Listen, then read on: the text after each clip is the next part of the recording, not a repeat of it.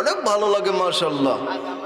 ভাই সে তো আর খারাপ কিছু বলেনি, অবশ্যই সে কোরআন হাদিসের ময়দানে সুন্দর সুন্দর কথা বলেছে।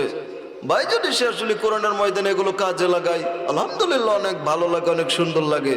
তো আপনি যদি তার বিরোধিতা করেন, অবশ্যই অন্য কোনো কাজ যদি করতে আপনি বিরোধিতা করতে পারতেন। ভাই যেহেতু সে ভালো কাজ করে, বিরোধিতা করার না দরকার নাই, উৎসাহ দিবেন।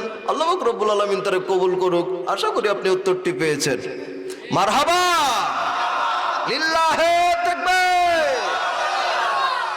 আরে নবীর আশিকির দল,